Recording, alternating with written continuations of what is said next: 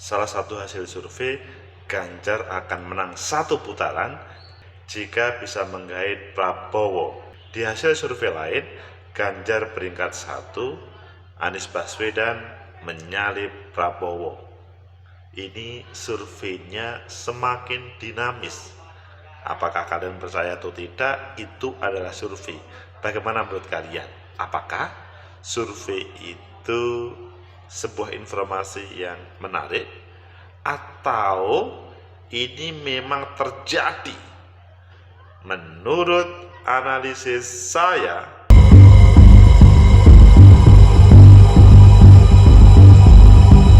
Assalamualaikum warahmatullahi wabarakatuh. Salam sejahtera untuk kita semua. Pecinta masa depan negeri, tegakkan kebenaran, lawan ketidakadilan. Hasil survei setiap bulan ada rilis dari berbagai lembaga survei. Salah satunya adalah Dinamika Perpolitikan Nasional, Mas Ganjar, Prabowo, dan Mas Anies Baswedan. Ayo kita baca di beberapa media pada pertengahan dan akhir Desember ini, dan nanti kita kupas dan bagaimana sebenarnya yang berjalan. Pertama kita baca di Kompas, Carta Politika, Ganjar berpotensi menang satu putaran jika gandeng Prabowo. Wah, mungkinkah ini bisa terjadi kalau Ganjar menggandeng Pak Prabowo? Kelihatannya kok sulit ya, tapi ini hasil survei dipasangkan.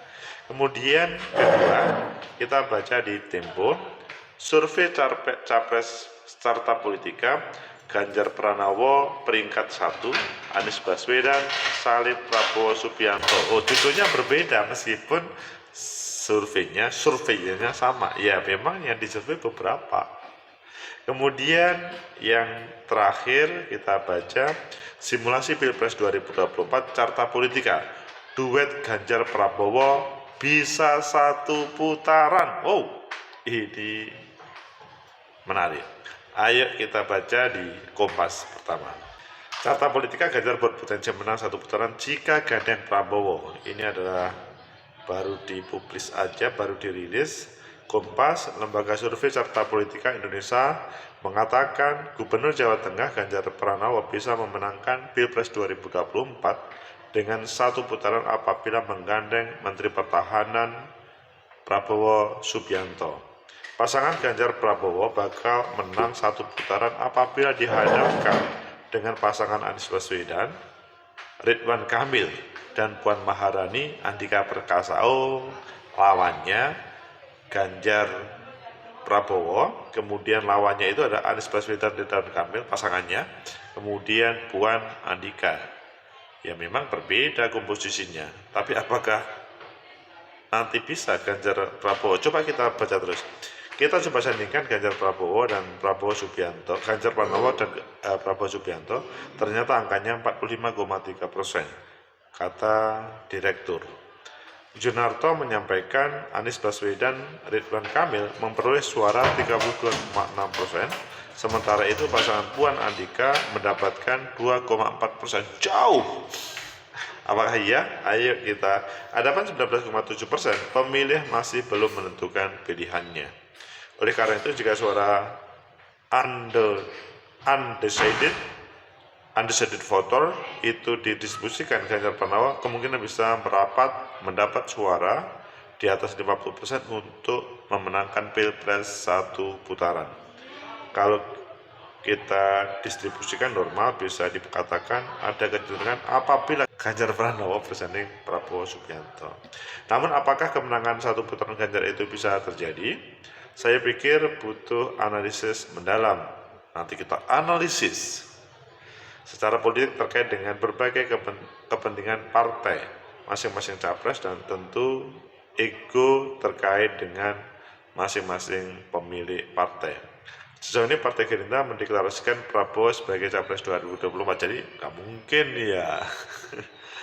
Untuk Ganjar, sejauh ini baik Ganjar maupun PDIP belum menentukan sikap terkait dengan Pilpres 2024. Berikut simulasi 1, Ganjar Prabowo Airlangga Hartarto 34%, ketika Anies Baswedan Agus AHY 30,5%, Prabowo Subianto Muhaimin 22,7%. Oh, kok kecil ya? Prabowo Muhaimin 22,7%. Kemudian simulasi kedua, Ganjar Prabowo Erik 33,8%, Anies Baswedan Aher 29,9%, dan Prabowo Subianto Muhaimin 22,3%. Masih tetap di 22,3%, 22% si Prabowo Muhaimin.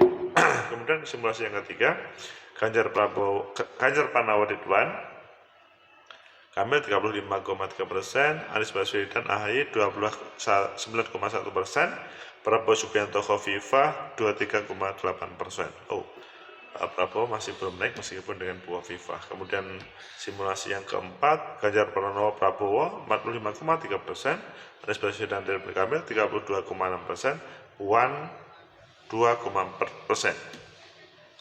Survei Carta Politika dilaksanakan wawancara tatap muka pada 8 sampai 16 Desember.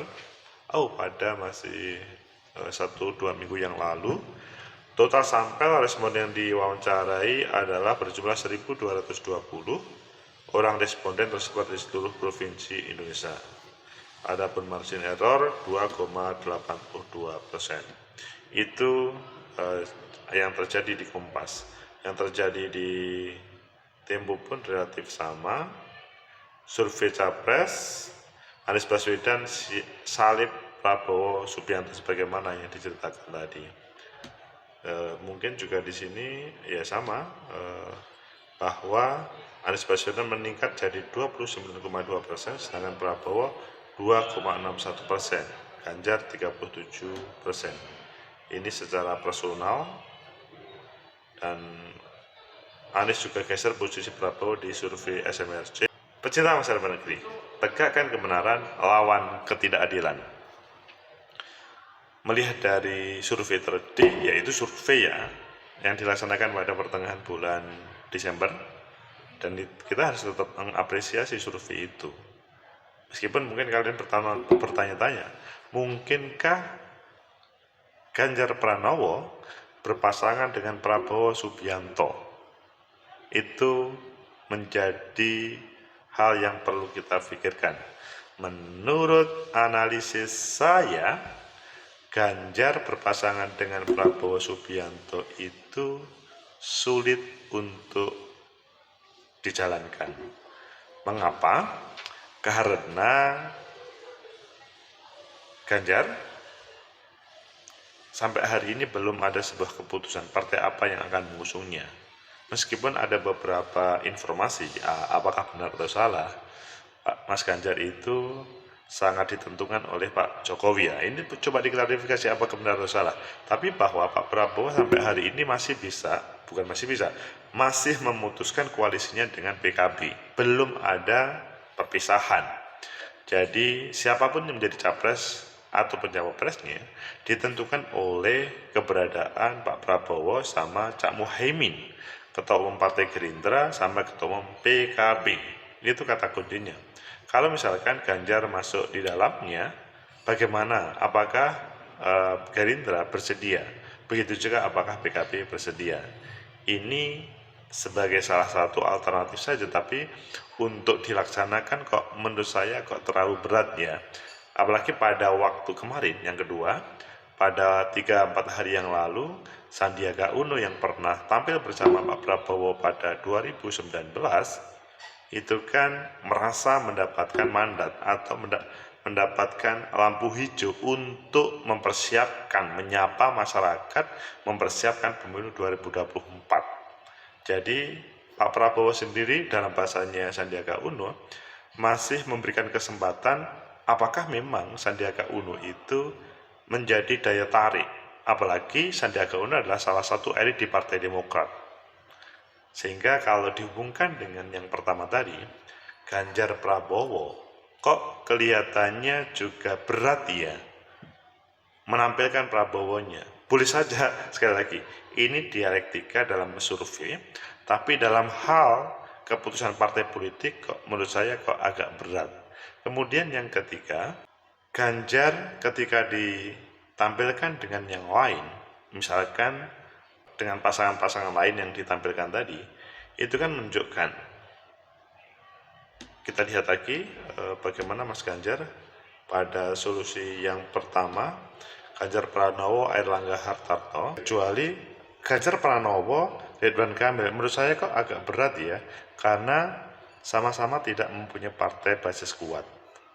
Sehingga kalau menurut saya boleh saja semuanya memberikan sebuah survei, tetapi itu untuk menjadi dinamika.